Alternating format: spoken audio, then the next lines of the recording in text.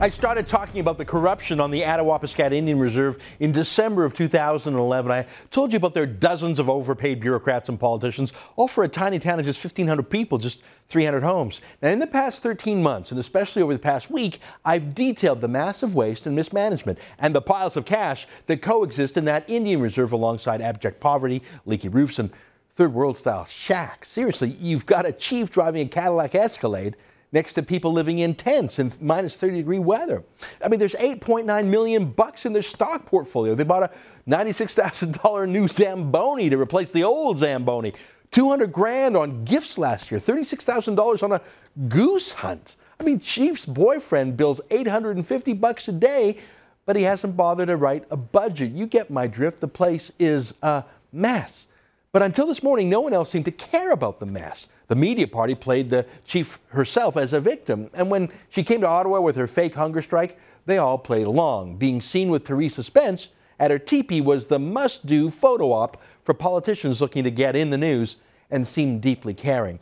Even this old fossil, Canada's least successful Prime Minister, Paul Martin, pulled himself out of obscurity to try to get some ink and airtime with the starving chief. Look at this.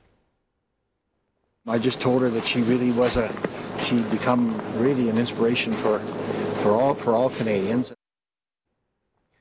Good Lord, that's embarrassing. And here's CTV's Kevin Newman interviewing not Spence herself, but one of her many hangers-on.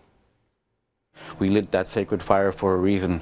Many thousands of years ago, the Christ Jesus was born from the Virgin Mary, and this is a different situation, but the same story where a fire needs to be lit, and people are praying for hope and salvation, and that's the basis of this gathering of all people, of all nations, and so therefore this was a calling.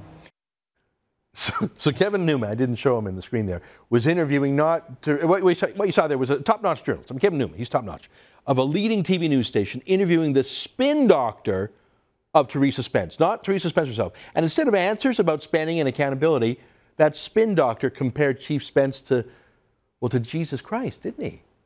And Kevin Newman just listens and nods piously. I mean, imagine if it were a non-Indian politician saying that, especially a conservative Christian, someone like, I don't know, Stockwell Day or Preston Manning or Stephen Harper himself, comparing themselves to Jesus. Could you imagine the reaction? But this political spin doctor we just saw there knew that the main reason Indian politicians get away with things that white politicians can't is that white journalists get very reverential in the presence of Indian politicians, like there's some sort of spiritual gurus or something, and no one is better at manipulating journalists than Theresa Spence. And as we alone at The Sun have looked through the mumbo-jumbo and just reported on the facts, other journalists actually started to take sides against us, trying to undermine our criticisms. What I mean is, other journalists started digging through Attawapiskat's financials, but not to expose corruption. They were looking to nitpick me to find errors in my reporting. They weren't reporting the news. They were trying to undo my own reporting of the news. Here's just one obvious example from the Aboriginal People's TV network, APTN. It really does come across as trying to discredit the chief. Now, there is some information in there that's very accurate, the $850 a day, for example. But a lot of the rest of it seems to be sliding one step past the truth. Really? Now, the audit, of course, just demolished what he said there, but I don't think that TV channel should be called the Aboriginal People's TV Network. They should be called the Aboriginal Chiefs TV Network, doing their best to cover for the waste and corruption of the chiefs. To hell with what ordinary Indians have to live under. Look, there was this whole cottage industry out of mocking me and The Sun, the only folks doing real reporting here, until they were strategically leaked the new audit by Deloitte. It was the smart move by the Conservative government to allow these left-wing journalists to get into the story by having an exclusive. And given that it was spoon-fed to them by the government, they didn't have to actually do any real work themselves. So it made it to the front page of the Star, CBC, La Presse, etc. Except that, of course, you just can't trust the media party to investigate an Indian band, especially one whose chief is so hostile to Stephen Harper. They just can't bring themselves to do it. Here's a copy of the Deloitte audit. As you can see, it was sent to Chief Spence herself on August 28th of last year. So she knew it was coming. She knew it was going to be a doozy and embarrassing. I wonder if that had anything to do with the fact that she went on her PR blitz against Harper now. You know, the best defense is a good offense.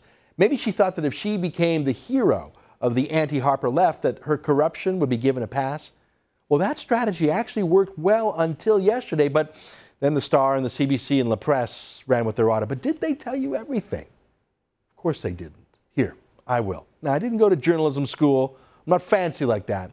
But I can read an audit. Let's look at the fine print here. Here's what Deloitte did. They didn't review every single cent spent by the Indian Reserve in 5 years. That would have been an impossibly enormous task. Instead, they randomly sampled 505 different transactions to check if they were done properly. You know, if there was an invoice, if there was a contract, if the work was done, if people signed the checks properly. Now, of course, not all of the transactions in the ban were fraudulent, but an astounding number, and I'm quoting here, let me quote, 81% of files did not have adequate supporting documents, and over 60% had no documentation of any reason, of the reason for the payment, unquote.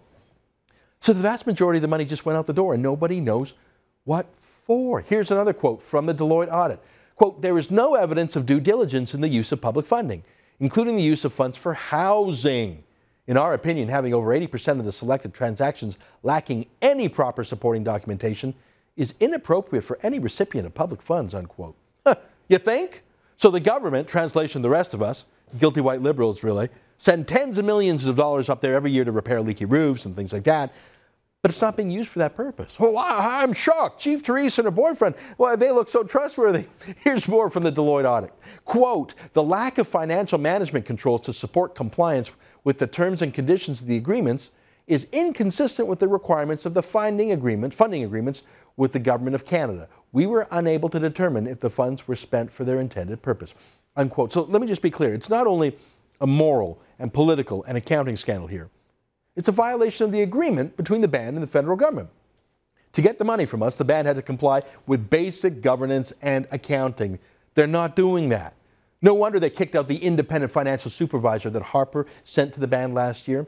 That third world stunt, kicking out the financial manager, was actually upheld by a judge named Michael Fallon, who actually upheld Chief Spence's kicking out of an independent financial watchdog. Seriously, I've heard of independent auditors being sent into places by courts. I've never heard of one being kicked out of a place by a court. But Judge Fallon actually ruled last year, and I'm quoting here, quote, the federal government has not produced evidence of mismanagement or incorrect spending, unquote. Seriously? Seriously. Here's one more quote from the new Deloitte audit. Ready?